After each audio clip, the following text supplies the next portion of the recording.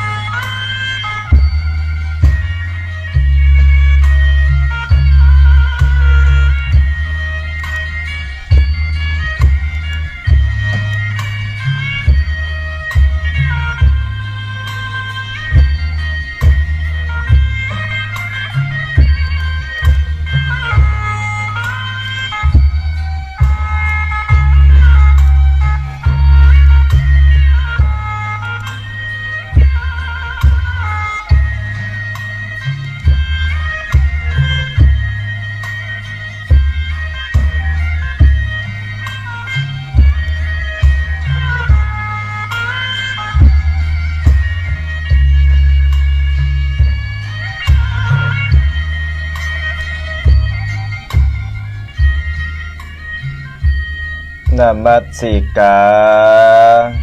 วันตรากราบน้อมตามดวงดอกซ่อมมาทุบุภาตัวข้าม่อนน้อยกราบไหวตุนสาเตียรัตนา3 ดวงแก้วเจ้าตนเป็นโลกาพุทธาเป็นเจ้าพระธรรมรัตนะ ไหว้เจ้าพระสงฆ์ครูบาสังฆะตนมีศีลเส้นโครงดีพ่อแม่เคารพนบเก่าเกษีอาจารย์ครูดีสั่งสอนม่อนค่าปู่ย่าตายายลุงแอวนะป้าฟุ้งญาติกาเคารพเอาดอกไม้หอม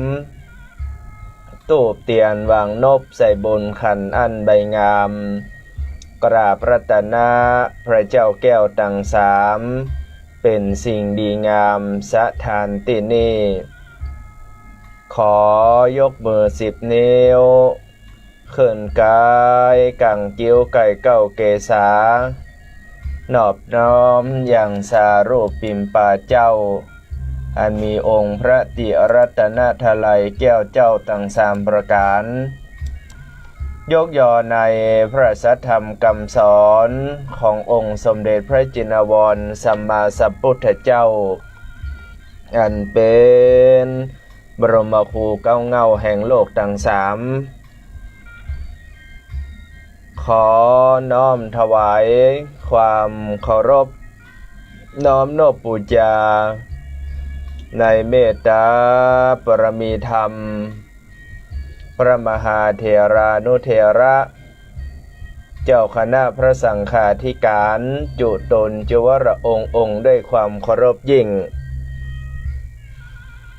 น้อมถวายความเคารพในเมตตาปรมีธรรมท่านอาจารย์บรรยงอภิวัฒโนท่านพระครูอภิวัฒนวิกรมด้วยความเคารพยิ่งพร้อมอย่างท่านอาจารย์พระครูสมุวิสุวัตวรกิจโจด้วยความเคารพเจริญปอนสำหรับบรรดาคณะศรัทธาญาติโยมสาธุชนท่านผู้ฟังคนดีทั้งหลายทุกคนทุกท่านมาแล้วเนอมาแล้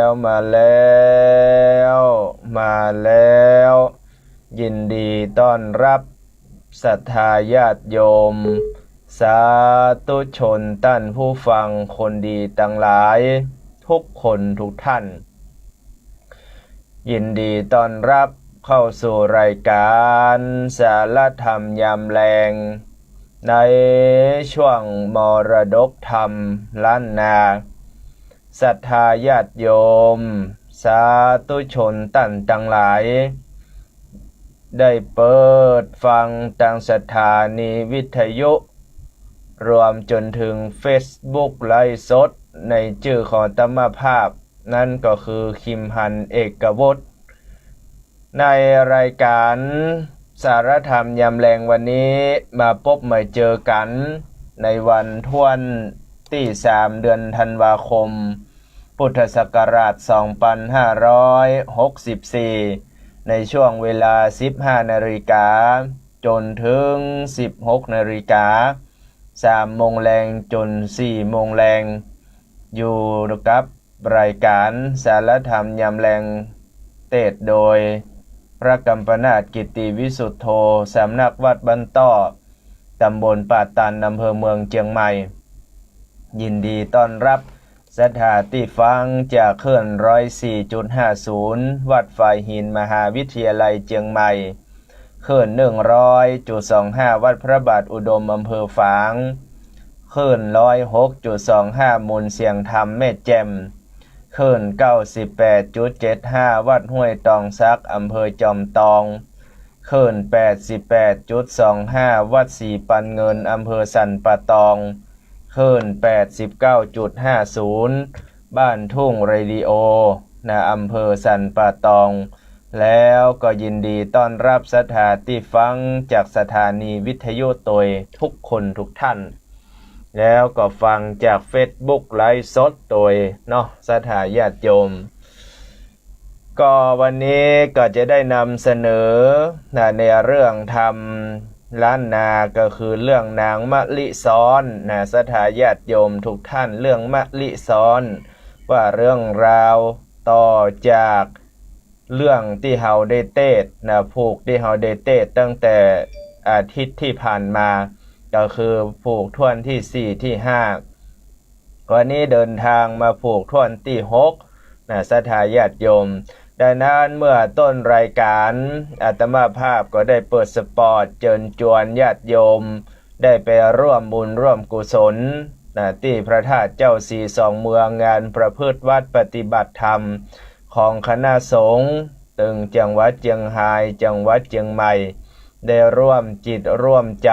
นะศรัทธาญาติโยมจัดงานประพฤติวัดปฏิบัติธรรมแล้วก็ได้เจริญพรเรียนเชิญญาติโยมผู้มีจิตใจอันเป็นบุญเป็นกุศลทุกท่านเป็นว่าใครสวยใครงามให้มันรักษาศีลใครมีอยู่มีกินต้องมันให้ทานญาติโยมใครขึ้นสวรรค์จันทร์ฟ้ามหาเนรปานก็มันสร้างบุญงามและความดีดังนั้นก็จะไปลืมเน้อตั้งแต่วันที่8จนถึงวันท่วนที่12เชิญชวนญาติโยมได้ไปร่วมบุญไปฟังเทศน์ฟังธรรมไปร่วมกันบรรจุพระบรมสารีริกธาตุเปิ้นฮ้องว่าไปร่วมแม่นละนะร่วมบุญด้วยกันแล้วก็ท่านใดมีวัตถุมงคลสิ่ง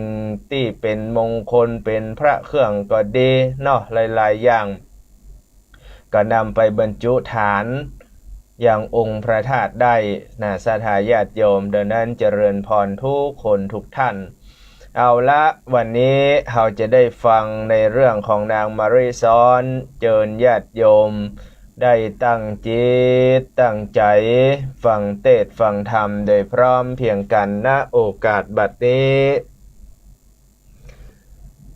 นะโมตัสสะภะคะวะโตอะระหะโตสัมมาสัมพุทธัสสะสันตโวดุลาสะปุริสะทั้งหลายตั้งยิ่งใจหนุ่มเฒ่าใจบ่เศร้าและยินดีละการมีมวลหมู่อันมีอยู่เกหาปากันมาพร้อมหน้านั่งอยู่ท่าและฟังธรรมจงได้จำฟังที่เอาเป็นติสอนใจน้ำตนไหลออกจากต่างทุกข์ยากสงสารจิงเหิดดานออกเข้าน้ำว่าทุพรำตามมีสินดวงดี58ได้โกดแหวดรักษาภาวนาบ่ขาดบ่ประมาทเสียตนพละพ้นหนอได้สร้างบ่เป่าว่างและดมได้ยามตนตายกล้าพรากนี่ละจากเมืองคนยอมเอาตนไปเกิดตีพระเสดกระเสมใจเฮาจะใครบอกเล่าตามหอยลิดเก่าพระสัทธาโม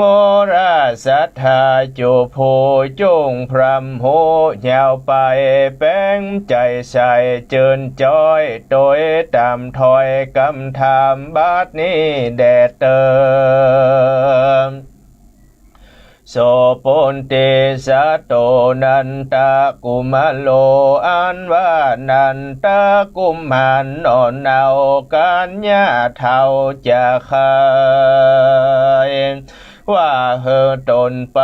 สู่ห้องแดนเขตต้องเหือนหมอเปื่อไปขอกล่าวแก่เฮอแจงแน่กำฟันว่า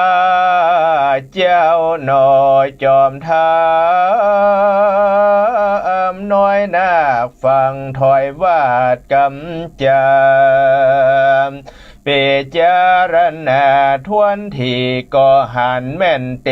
ตามลายว่ากวนจักหมายไปแก่เฮอแจ้งแน่สัจจัง เท่าตามปังโหลาตำหน่วยมานั่นสายอาจบ่ใจตำนองข้าจิ้งมองตำก้อยเจ้าเกิดข้าคอยในใจการขันอิงในเมียนแล้วเจ้านกแก้วพุทธาก็ไก่กาไต่เต่าจอมหญ้าเท่าและบัดเดวอันว่าเจ้าเฮอจอยคือว่าหญ้าเท่าเตียวไปก่อนเจ้าน้อยอ่อนเดินตามหลังมหามูลสัทธาตันตังอะไรตั้งยิ่งใจใหญ่น้อยอันว่าสู่เขานั้นนานได้ฟังมาแต่เก้าว่าเจ้าน้อยอ่อนเดินตามหลังการมาโลดยังเตอยู่ก็ขึ้นสู่เกหาแห่งปุโรหิตาอามาตแล้วอภิวาทวันตาโมโหราผู้เฒ่าหันหนอพระเจ้าเรบุญเมลักษณะดีใจจ้าเมื่อปลายหน้าวันโลนจากเป็นโกนเมื่อซอยนำสัตว์ใหญ่น้อยส่งสารปนต่างพานไม่มาดป่าเฮินได้สวัสดีขันเองมีนอกเกิดแล้วจริงทำเจ้านอกแก้วพุทธาว่าดูกันลาเจ้าบุญนาเฮ้ยน้อยหนอมาหาปอแต่เจ้ามาเปล่าดมได้ย้อนป้อผ่านภายไปสู่ยังเตอยู่เวียงใจเจ้าประสงค์ใดใครโหจงกล่าวอุตเมนอมุนีหน่อยหน้าก็อภิวาทตนสารแล้วใครการกล่าวถอยโดยกำอ่อนอ้อยจาวานว่าดูราป้ออาจารย์เป็นเจ้าโพเป็นเก้าโหราเมื่อเขินมานี่ใส่ตัวข้าไทยหากฟันอา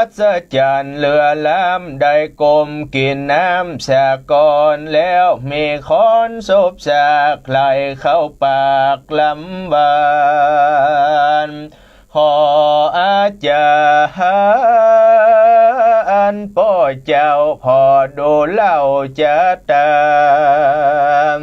เปจารณาเก่าแก่เฮอแจงแน่กำฟันแดเตอตั้งสุดตัวในกาลนั้นสายอามาตย์ใหญ่โหราฟังคำจะบอกเล่าแห่งเจ้าหนอเนากุมารโหอาการไล่แหล่จริงเก่าแก่และกำเดมว่าดูราบุญเมเฮ้ยหนอน้อยอย่าตำก้อยมองใจอันว่าแต่นี้ไปแน่บ่เนินจะเหิงนานร้อยวันลานนิสัยเตียงจากได้ปนจากต่างทุกหญ้าเขิงเขจากเป็นดีมั่งเต้าได้เป็นเจ้าภาพจุมโปคนมาจูอยู่ไกลนบน้อมไว้ขาบสมปานปุโรหิตอาจารย์ผู้เฒ่าไข่บอกเล่ากำฝันแล้วยังไข่ปันกล่าวจีว่าป้อนี้แก่เท้าบ่มีลูกเต่านอนนิ่งใจขอจะไม่ไฟหอยเอาเจ้าหนอน้อยบุญมีรักณะดีใจจะมาเป็นลูกและใจเดียว ยังจะเลี้ยวโอกาสเธอเจ้าหน่อยนาคพุทธาคตเข้ามานั่งไกลเอาไฟใหม่มัดเมิมปานปอนเตอถ้อยวาดเป็นบทบาทบาลีว่าใจอย่าบทที่อายุวันนางสาพาใจยะมังกะลังโหตุเตดังนี้ว่าเฮอเจ้ามีอายุเตียงเต้าร้อยสาวขวบเข้าวาสามใจยะมาหนอปันปอละพระก่อถมทองว่าเงินคำกองบ่ร้ายโดตั้งใจและเกณฑ์มาสมอาจินไฟหอยอ้นตะลายก้อยหายหนสะปะกลางวนอยากไกลสะปะขอใหญ่อย่าเบียนสะปังเกียนอุบาทสะประหยัดนี่ไกลสะปะภัยน้อยใหญ่อย่ามาไกลนออินเสมสวัสดีเตียงเต้าโตข้ำเจ้าเจยบานกันปุโรหิตอาจารย์กล่าวแล้วเจ้าหนอกแก้วและบุญเมมก็อันจุลีก้มกล่าวจะบอกเล่าอำลาเล็บไก่กาขึ้นสู่ยังเตโยแห่งตนและนามด้านตาในกาละเมื่อนั้นแล้วอัญญาเท่าบาปนาผู้เป็นเมียหมอโหรานั้นสายมันหูได้เป็นมายังกำตำนายบอกเล่าว่าเจ้านอนเน่าบนเมจักได้เป็นดีไปนาได้เป็นเจ้าฟ้าถ้าลงเมืองเรเตเรื่องบ่ร้ายเจ้าโลกไตขาบสมปานเท่านังยานใจบาปก็แอวสุบสาบไปมาเธอคนนั้นนาน้อยใหญ่ว่าหูแจงควายดำลายว่าอายเด็กใจน้อยนอยตุกดำก้อยเครื่องขี่ปอได้นีพรากนาเป็นกำพระเมาวินเอวขอกินคำเจ้าตุกแต่เล่านำนาบาดนี้นะนอจักได้เป็นเต้าใหญ่ปุริฤทธิมีผ่องแผ้วพายหูแล้วเฮดักอยู่อย่าเฮพายหูขี้ยาแรแน่ตีนั้นคนยิงใจหนุ่มเทาก็โอเสืบเล่ากันไปว่าแม้นโพใดขวาดหูจงดักอยู่ดินลีบอกกวนดีกล่าวตัวเรื่องจะก่อไปนานการคนเตียวขานกล่าวโอก็เข้าสู่10 โหกันคนตั้ง10นั้นถูกกล่าวทอยก็เข้าหูร้อยภายพันเข้าหูปันเล่าเช้าพาไปดาวปุเรมกามน้อยมีนันซ้ายก็กลายเป็นใหญ่ดังไปบอกว่าคนใดใหญ่น้อยต่างคราวถอยจากกันอ่านว่าต่างจากนั้นตันเล่าดังเป็นข่าวใหญ่หลวงหลายแหล่นาอ่านว่ากำจานั้นเล่าก็ดังเข้านอเวียงใจลอดโหเสนานายผู้เฒ่าอันเป็นเก้าโยตาปิจารณาที่ถอยว่าอายเด็กน้อยและวันวาจากได้มาเป็นดาวผ่าแผ่นดาวปลานาสีมีบ่มีเตียงแต่บ่แน่บ่แจงแน่หันสายกวนจากไปน้อมไว้ตนแต้วท้ายห่อจานเงินคำปันอ่านหมื่นเตียงจากเงินปันโกม ข้าเน่งดูที่แล้วใจผ่องแผ้วเจยบานเสนาหันบ่จะเลบายนาไปสู่ยังที่อยู่หอคำสองมือตามใส่กราวไว้เต้าเจ้าปุรีไขกำดีโอกาสว่าข้าแด่มหาลาดลันจามบาดนี้นาบ้านนอกชนะขอกเมืองหลวงว่าคนปันปวงเหล่าสาวภาพควายดาวปุเรว่าบัดนี้มีดอเด็กน้อยตุกดำก้อยอนาถาจักได้มาเป็นเต้าภาพแผ่นดาวหอจัน30 วันไปนามันวัดกาเหลือตัวคายินกว่าแต่เล่าจริงมาเล่าจะขายว่ามันจะมาเป็นสันได้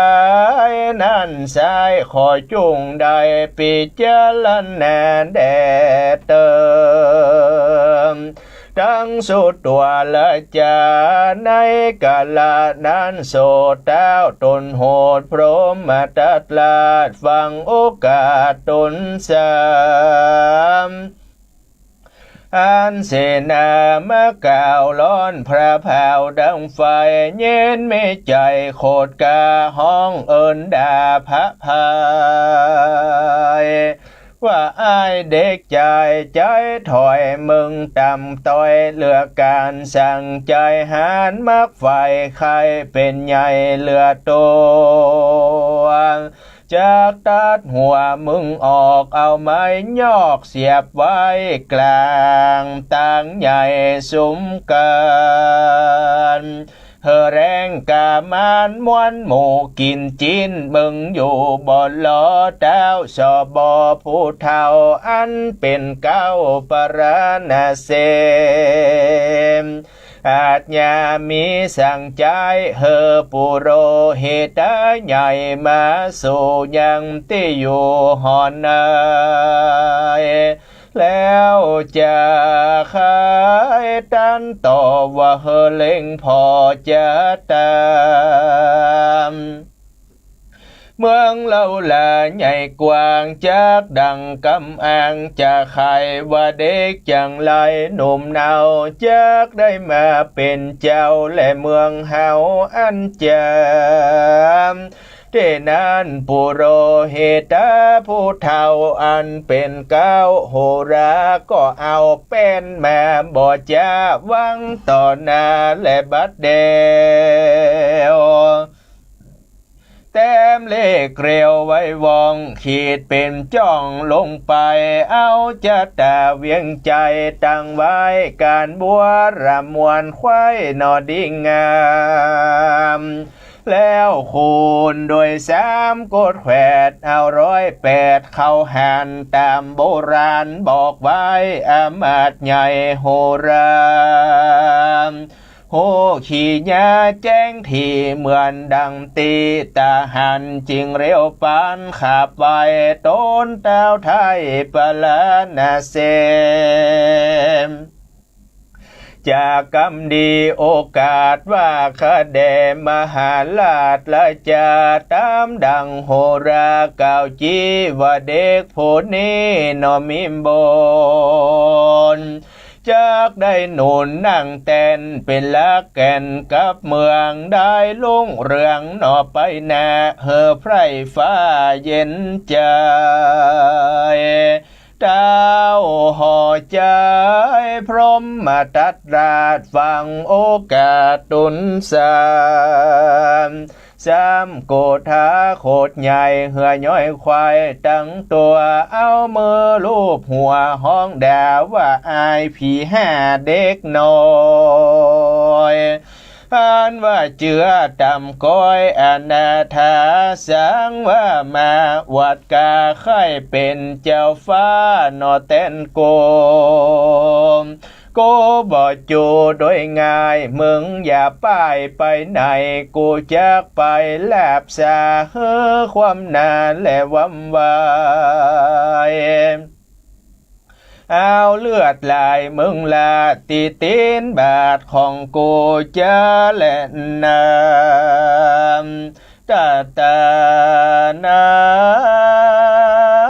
ยกาลนันสายยังมีเสนาใหญ่องค์อาจมาขายถอยว่าตนสา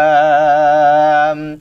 ว่าข้าแด่มหาลาเจ้าอันว่าใจหนุ่มเนานั้นสายก็ตุกยากไล่เครื่องเข้มอ่านว่าคนเดียวมีกว่าจอยบ่มีกู้หอยติดตามเป็นใจลามบ้านนอกอยู่ข้างขอกหิมวานอย่าได้กว่ามันแต่สายมันจากดำดินใดและเวียนบนเลอบินบนอากาศเฮาขอวาดอาสามยับมันมาเฮือใดเฮือเต้าไทยผาปลาจะเขขาคำขาดแล้วแต่เจ้าฟ้าหันเดมยามมานั้นยังมีเสนามาต้นสาขับไว้ว่าข้าแด่เต้าไทยห่อคำปานดังกำเล่าสาวภาพตัวดาวเว่งใจว่าในดงไพรป่ากว้างมีคนอยู่สร้างปึงเป่าพงเป็นสาวขึ้นใหญ่อายุควาย17 ปีแซมคนมีนางนากระคณะอาจเอาใจกวนจำมันไปนอสอสายแห่หือใดและนางงามกันบ่ตามดังอ่านล้ำกว่านั้น7 วันเฮากวนฝันลาบชาเฮอความนาเป็นผีเต้าปาลานาสีผู้เท่ากิเลสเขาและบังอาจได้ยินกรรมโอกาสอันเสนาอาตนสามีตันหาจองหอยไข่ได้สาวน้อยและนอนนายเจงจะไขปงขาดเธอมีราชองค์การนำใจผ่านขี่ร้ายมาสู่เวียงใหญ่บัดเดวเสนาเร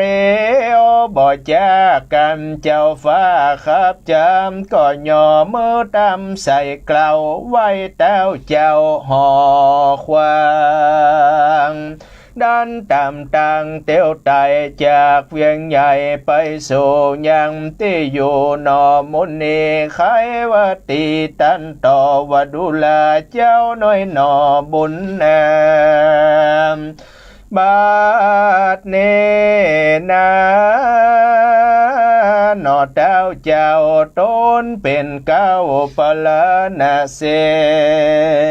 ม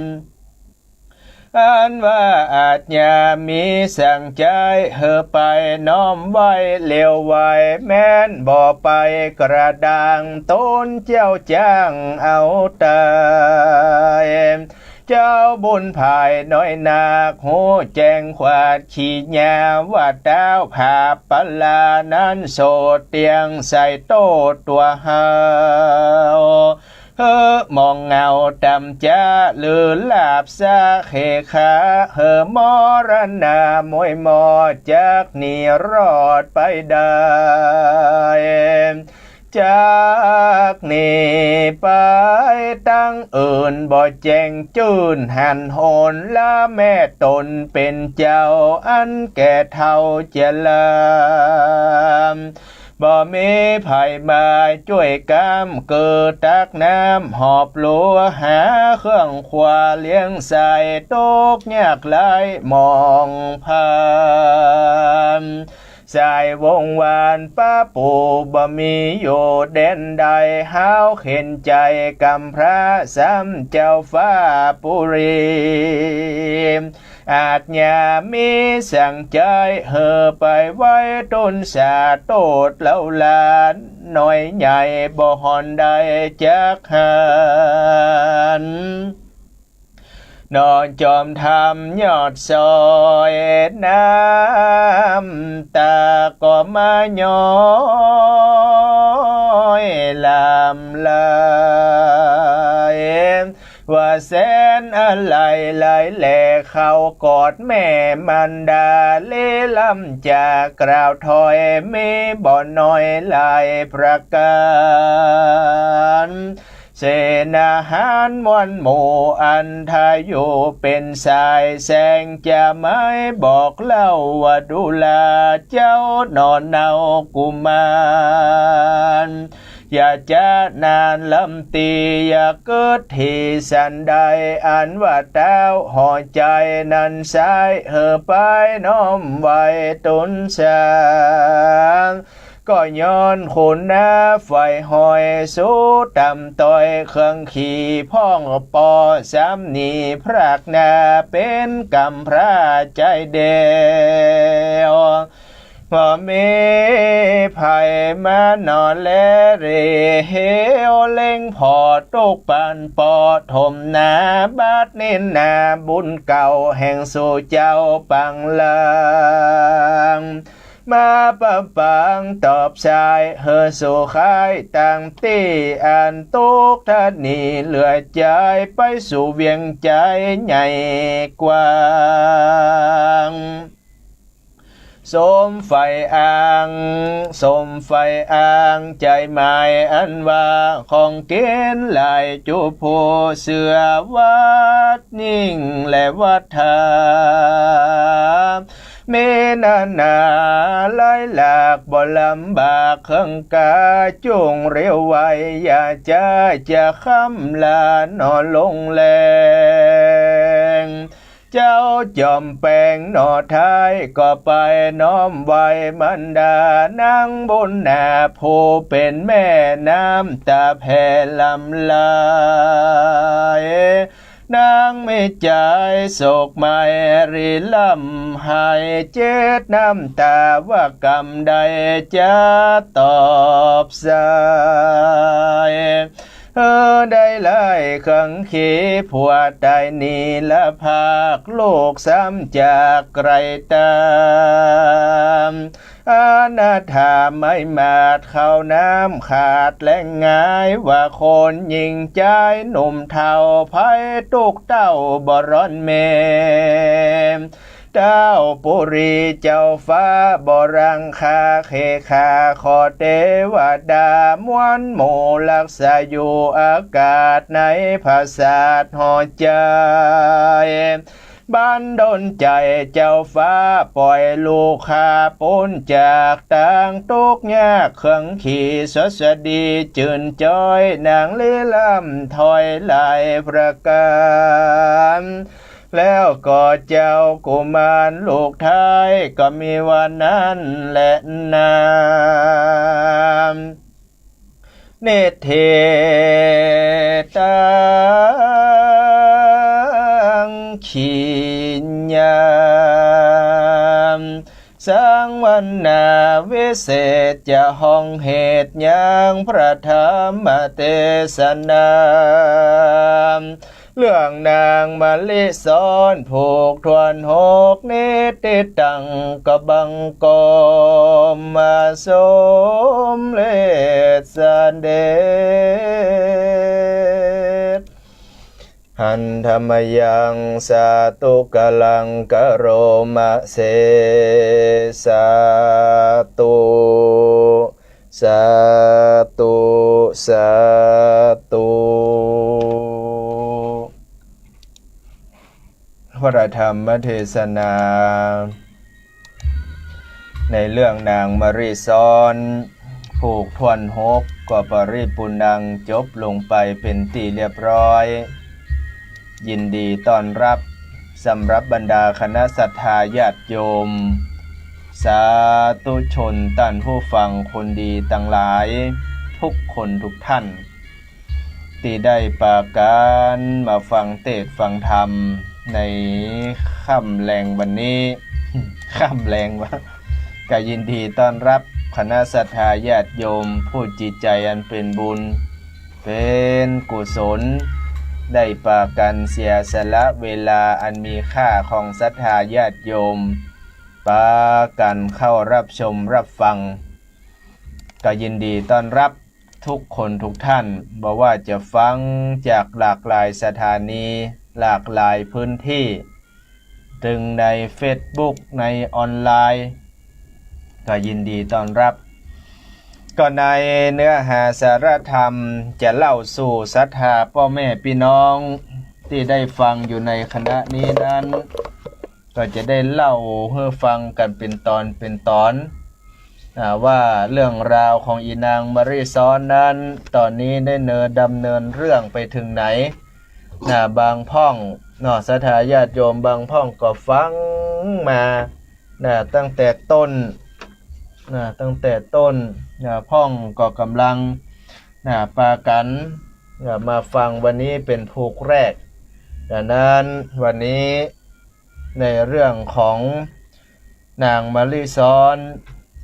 ก็จะเล่าให้ศรัทธาท่านทั้งหลายได้แจ่มแจ้งกันเหตุกรรม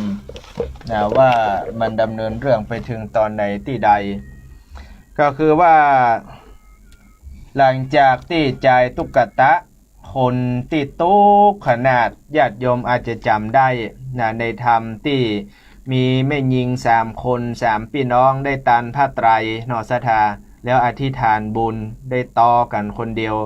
กำลังจะตานมีตุกขตะคนเนี้ย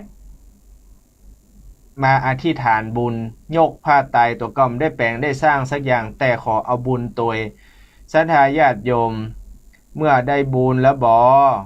อธิษฐานว่ากันว่าข้าเจ้านี้ได้ตายจากมังคลเพื่อข้าเจ้าในชาติหน้าปังหลังได้อยู่เย็นเป็นสุขอย่าได้โศกทุกข์อะไรห่วงห้อยอย่างซักอย่างอธิษฐานเรียบร้อยก็หยาดน้ำไหมตาลพอดีว่าหยาดน้ำไหมตาลเรียบร้อยแล้วเนี่ยศรัทธาก็ตายแต่อีนางตั้ง3 คนอย่างที่เล่าให้ฟังก็ไปเกิดในดอกบัวพ่องก็ไปเกิดในดอกจำปาก็ไปเกิดในดอกมะลิซ้อนแต่ตุกขตะคนเนี้ย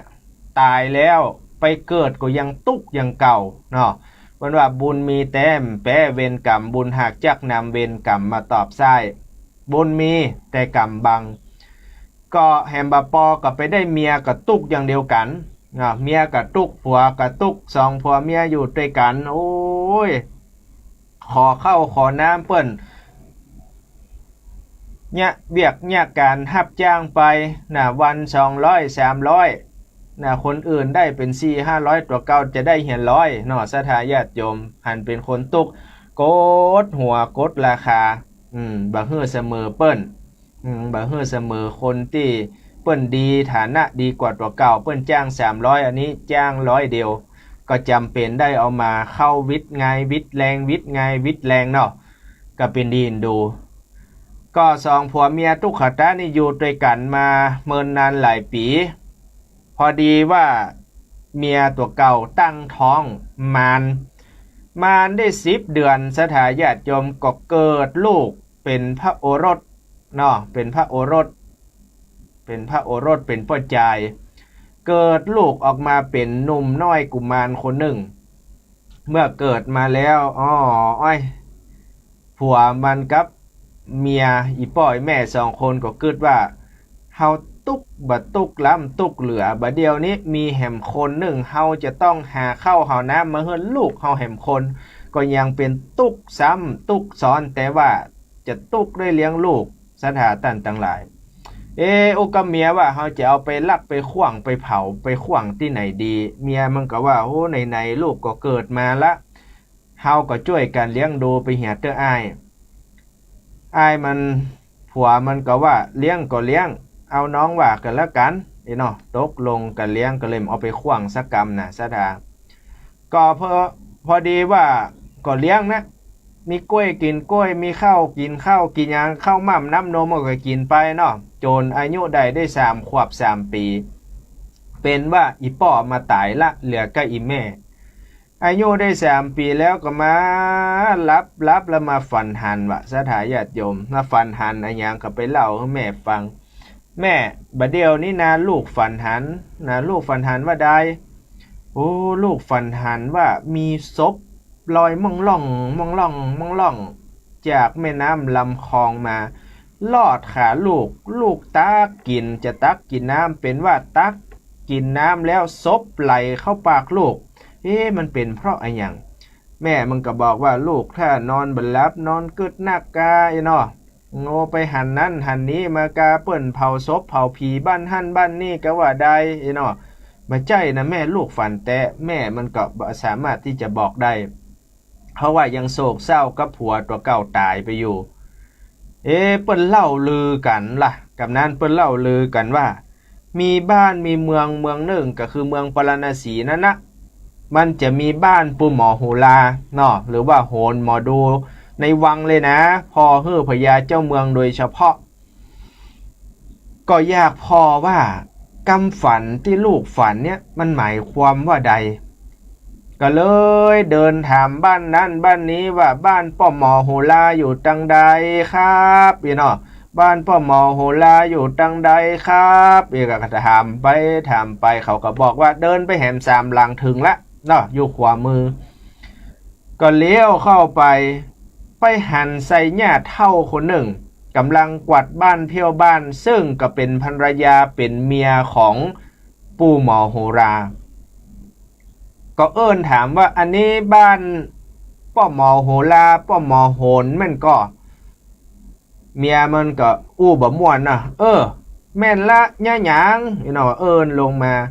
โอ้พอดีหลานว่าบ่ต้องมาหลานใส่กูแล้วกูมันจะมีหลานสถาญาติโยมว่าโอ้พอดีกับผมเนี่ยฝันหันว่าได้บัดเดียวนี่ป้อหมอโหราบ่อยู่ในวังปุ้น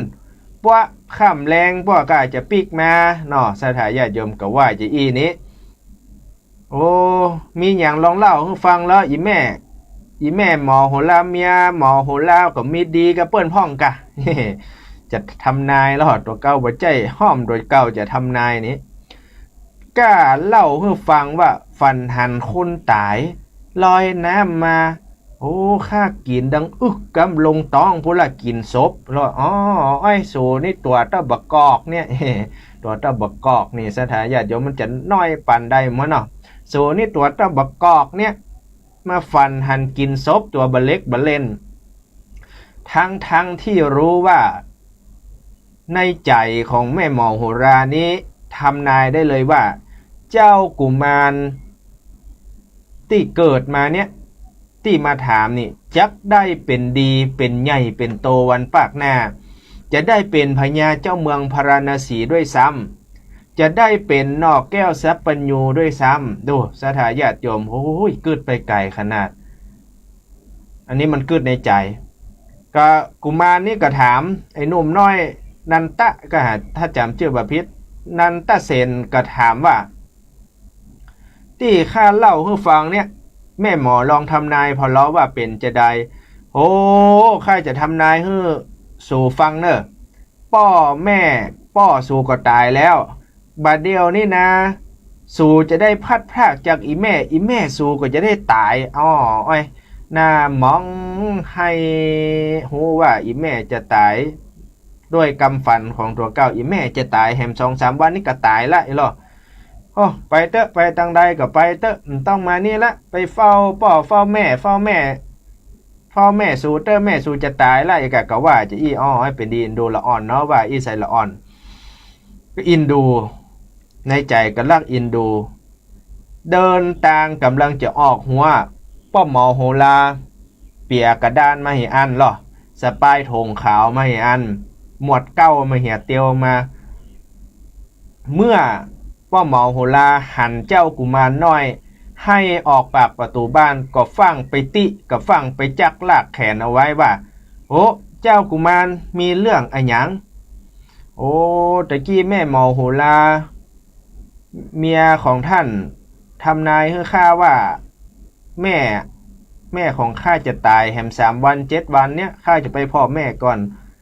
สู่ฝันว่าใดนะขึ้นมาบนเฮียนเฮาก่อนโอ้แม่หมอโหราตัวสั้นยงสถาญาติโยม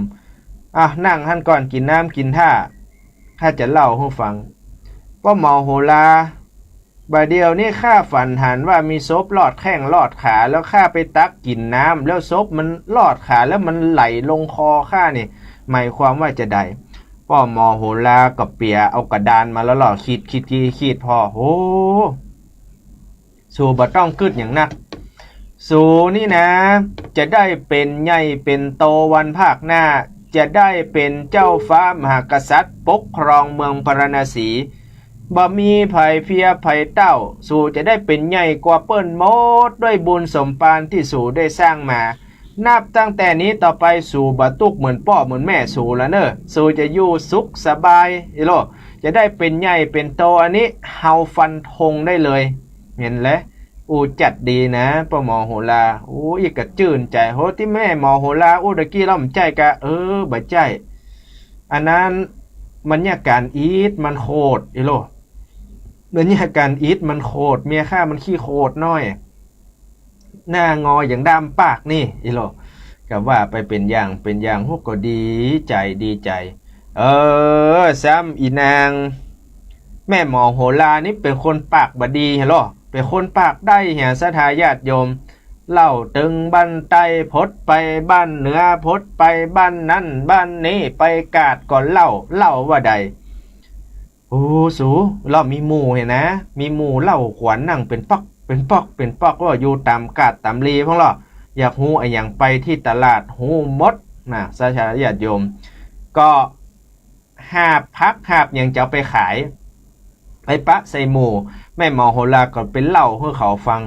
สู่จะไปเล่าให้ใครฟังเนอะจะไปเล่าให้ใครฟังนะข้านี่คันปากตวงยุกนี่นะขอเหตุการณ์เถอะแต่กี้ปู่หมอโหราผัวเฮาทำนายให้เจ้ากุมารน้อยว่ามันจะได้เป็นใหญ่เป็นโตจะได้เป็นแผ่วพญาเจ้าเมืองปกครองเมืองปาราณสีพุนะบ่เหลือเจ้าเมืองบ่ตายเตื้อพอทำนายแล้วโลสถาญาติโยมพัตตะ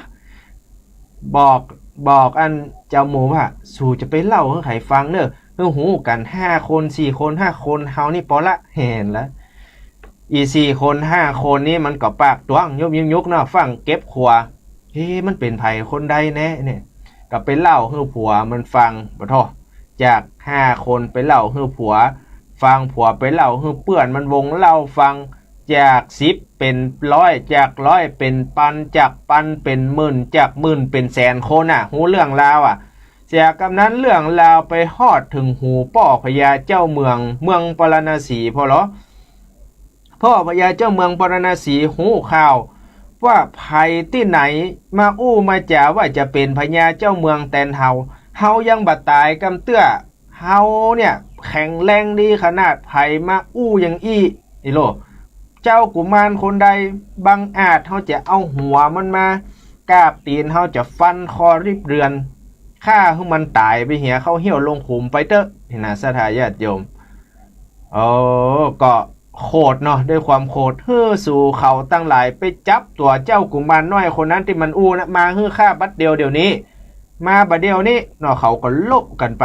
บัดแล้วใจห้องปู่หมอโหรามาสู่เอากระดานมันมีกระดานดำเนาะที่เปิ้นห้องมาอย่างแป้นยันนะสถาญาติโยมก็เอาชอบเอาขี้มินมาเขียนดินสอฟองอย่ามาเขียนพอลองทำนายดวงเมืองเราว่าเจ้ากุมารที่ว่าเนี่ยจะได้เป็นพญาเจ้าเมืองแตนเฮาแต่ก่อนะสถาญาติโยมก็ลองใส่ละปู่หมอโหราก็ใส่ลิขิตจัตตาดวงบ้านดวงเมืองพอเป็นอย่างเอาเลข3เข้าใส่นะเอา100เอา100 800อย่างเข้าหารเข้าคูณอย่างเรียบร้อยออกมาพ่อพญาเจ้าเมืองพระพุทธเจ้าค่ะบัดเดี๋ยวนี้เจ้ากุมารที่ว่าจะได้เป็นใหญ่เป็นโตจะได้เป็นพญาเจ้าเมืองแตนอีป้อได้เนอะไอ้โลแตนพ่อพญาเจ้าเมืองแต่ซ้ำโคตรไปนักกว่าเก่าโซเฮือไปจับยับมาภายใน3 วันนี้เสนามาตก็เลยปากันจะไปยับเอาเจ้ากุมารน้อยคนนี้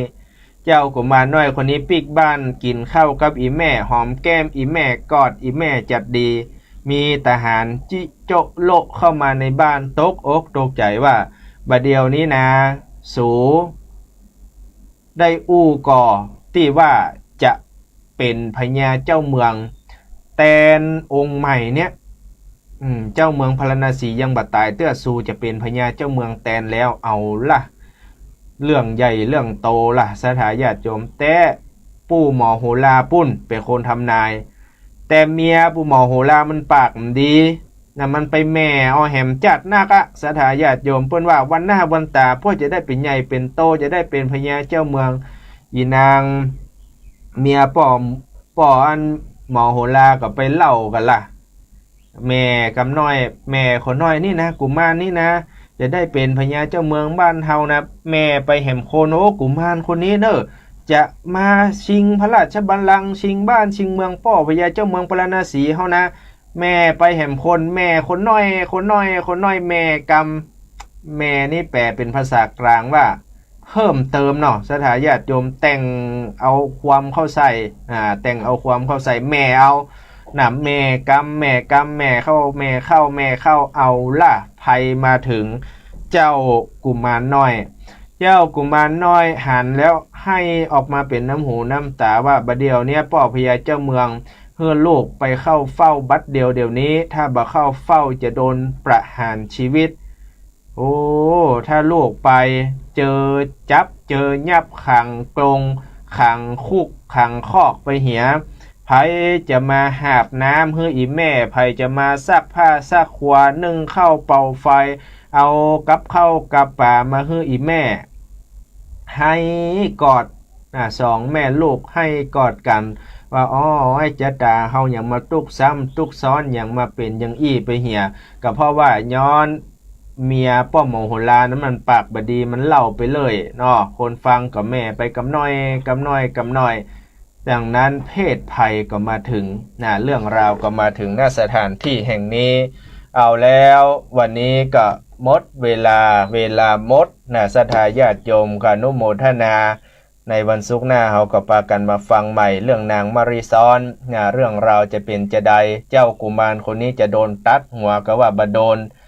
จะเป็นจะใดก็เชิญติดตามตอนต่อไปวันศุกร์หน้าวันนี้ขออนุโมทนาในกุศลและเจตนาของญาติโยมทุกท่านแม้นว่าได้ฟังธรรมแล้วก็ขอเพื่อเป็นพระอานิสงส์ให้ท่านทั้งหลายได้อยู่ดีมีสุขเหมือนกันจุผู้จุคนขอนำรายการจากลาพ่อแม่ศรัทธาญาติโยมไปก่อนอายุวันโนสุขังพลัง